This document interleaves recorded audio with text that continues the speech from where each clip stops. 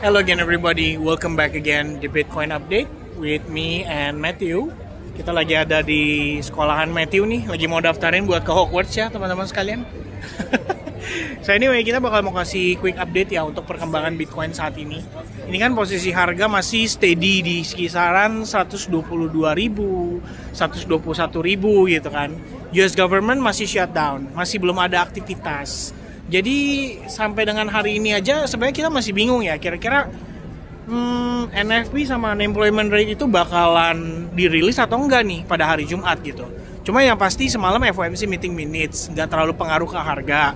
Lalu selain itu juga kita punya Jerome Powell speak pada hari Kamis. Terus terang I lose track of the day sih. Ini hari apa ya teman-teman ya. Tapi yang pasti bakal ada Jerome Powell speak di hari Kamis, so standby aja. Dan untuk saat ini ya Bitcoin actually kalau kita lihat ETF-nya inflow-nya masih bagus banget gitu kan. Jadi memang sebenarnya membingungkan kalau dari segi harga, mungkin terkesannya kok harganya cenderung nunjukin kalau sellersnya tuh kuat gitu kan, selling pressure-nya kuat gitu. Tapi kemarin kita dapat berita teman-teman kalau ternyata ada kemungkinan market maker-nya Binance yaitu Wintermute itu kelihatannya memainkan harga. Ya probably mungkin memang ini untuk ngatur juga ya supaya bisa nge-flush out orang-orang yang menggunakan leverage terlalu besar, margin terlalu besar, dan pada akhirnya ya flush out ini bertujuan untuk menetralisir market gitu kan. So reset, abis itu preparing untuk next leg higher. I think it's gonna be very normal kalau memang harus terjadi. Jadi kalau menurut saya ini nggak terlalu mengerikan lah ya. Ada kecenderungan pergerakan market yang kayak begini memang adalah pergerakan market yang normal gitu. Jadi bukan sesuatu yang harus dikhawatirkan terlalu berlebihan gitu ya. So even if Bitcoin retracement ke harga 117.000 sekalipun, saya rasa itu masih tergolong wajar. Ya, di situ sebelumnya resistance, sekarang jadi support. Wow. Lagi pada naik roller coaster guys. Ya, by the way, tergolong wajar. Jadi agak healthy correction, justru malah kita lebih membutuhkan kondisi seperti itu. Jadi kalau nanti suatu saat harganya bantingannya itu nggak sampai yang terlalu berlebihan gitu ya, yang bikin market tuh langsung terkesannya wah ini bear market gitu. So I think that's pretty much normal ya untuk kondisi saat ini. S&P 500 by the way correction juga. Jadi overallnya kalau kita ngelihat ini adalah bagian dari rebalancing supaya market juga tetap steady, supaya market juga tetap dalam keadaan yang relatif stabil gitu. Itu kalau pandangan saya teman-teman sekalian. Ya. Dan it's preparing for next leg higher ya. Bayangin Bitcoin udah naik dari 108.000 ke 125.000 something. Itu kan udah 17.000 teman-teman ya. Koreksi kalau cuman kayak dari 125 ke 121 itu cuma $4.000.